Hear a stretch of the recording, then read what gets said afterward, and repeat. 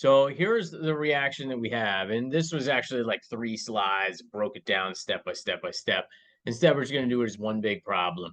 Okay. And you are absolutely positively 1000% going to get one of these um, initial rates method problems on the first exam. You just know there's going to be a sizable chunk, right? Okay. I mean, we're talking probably 10, 15% of the test here, right? This is 10 or 15 points out of 100. So it's a big, big, big important method um, here in this chapter. So I want to determine the order for each reactant, and I want the rate constant for this reaction. And here's what we got. We got a set of data here. We call this trial 1, trial 2, trial 3.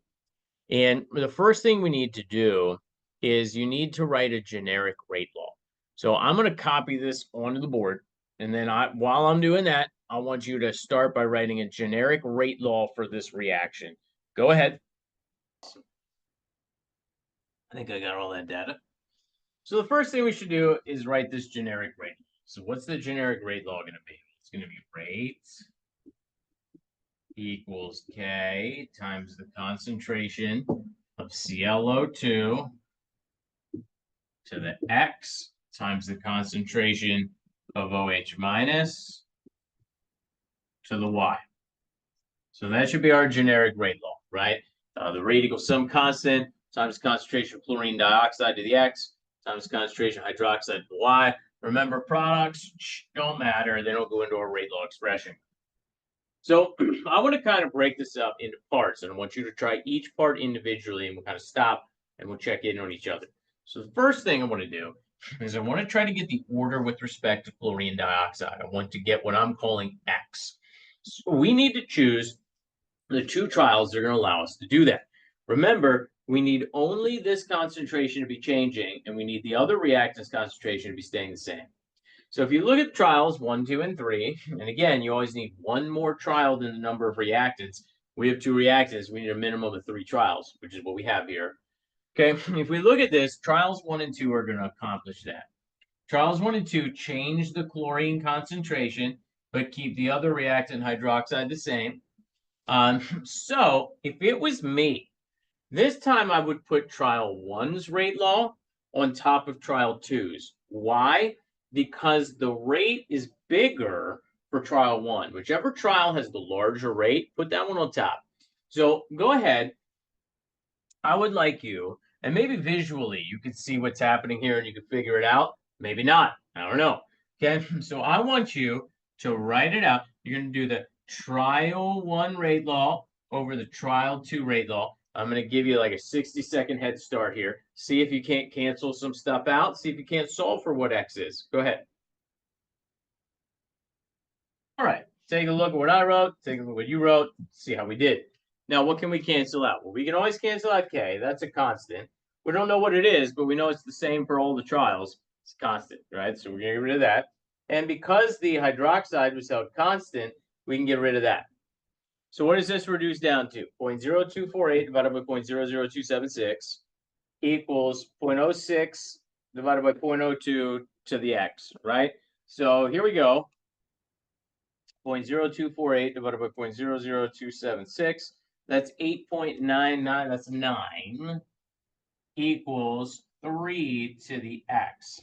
And here's where you're not going to need logarithms. You don't need logarithms. You could take the log of both sides. Log of 9 equals X times log of 3 divided by the log of 3. You don't need to do that. Try, if you can't visually get it, just look at it. Try a 0. No. Try a 2, right? 3 squared is, right?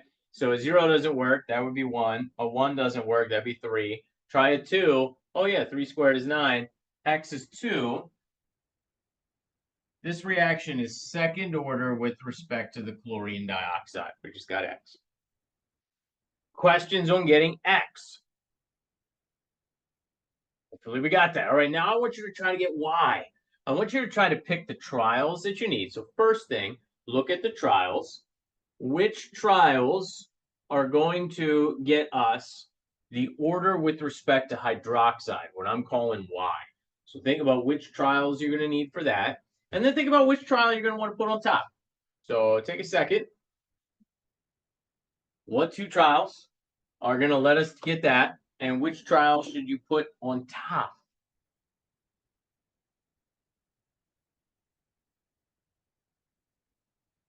Right. Hopefully you wrote that. And now again, the rate constant K is going to cancel out. This time, because we held the chlorine dioxide constant, that's going to cancel out. And we're going to get 0.00828 divided by 0.00276 equals 3 to the y, really, right? Because 0.09 divided by 0.03 is 3. Here we go. And we get 3 equals 3 to the y. Pretty obvious one here. Try them out. Try 0 first or second. 3 to the 0 is 1. 3 to the first is 3. So y equals 1. This is first order with respect to the hydroxide. So we just figured out it is first order with respect to hydroxide. Now the reaction is going to be third order overall. We're going to talk about that in a moment. The overall order is going to be the sum of all the reaction orders. So 2 plus 1 is 3. It's third order overall. But it's second order with respect to chlorine dioxide. And it's first order with respect to hydroxide. That's what we just solved for. Okay, so now what do you do after you get all of the orders? Once you get all of the orders, now we can solve for the rate constant K. How do we solve for the rate constant K? You can pick any one of the trials. It literally does not matter. Okay, you can pick trials 1, 2, or 3. You substitute all of the information in. Now that we know the orders, we have everything. The only thing we don't have is a constant. We can solve for K. Now, it should not matter which one of these trials you pick, but because we're all kind of working together, let's all just pick trial 1. So let me show you how we solve for that rate constant K, and we're all gonna, unless you want to go rogue, right? You should get the same answer, or at least within rounding, very close. I'm going to pick trial 1 here. So we're going to take all the trial 1 data. We're going to substitute that in there. So this is going to be 0.0248 molar per second equals K. That's what we're solving for.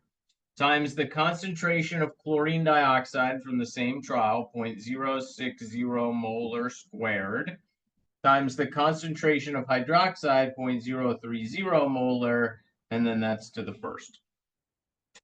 So I'm going to multiply these two. So 0.060 squared times 0.03. 0.06 squared times 0.03. We get 0.0248 molar per second equals K times 1.08 times 10 to the negative fourth. Molar squared times molar is molar cubed. Let me say that again. Molar squared times molar is molar cubed. We got a molar squared times a molar. That's a molar cubed. And now to get K, we're going to divide both sides by 1.08 times 10 to the negative fourth molar cubed.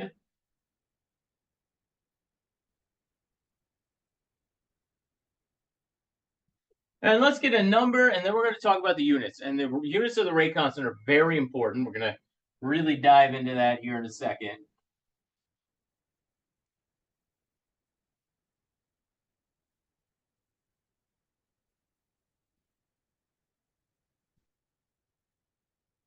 And you should get, it's looking like 2 sig figs. If we go back and look at the problem overall, these values also, I'm going to go with 2 sig figs. So 229, I'm going to round that to 230. And now we need to talk about units. We've got molar per second divided by molar cube. So I'm going to rewrite that seconds down here in the denominator because it's molar per second, right? One of the molars is going to cancel out. And we are going to be left with, in the denominator, molar squared times seconds. And this is going to jive for a third order overall reaction, which we're going to talk about in a moment. This is what we should expect for the units of the rate constant if it's third order overall. Another way to write this, and how you'll usually see it in like a textbook, you can bring any unit out of the denominator and rewrite it in the numerator if you make its exponent negative. So another way to write this would be K equals 230 molar to the negative second times seconds to the negative first, right? So that's usually how they would write it, like in a textbook.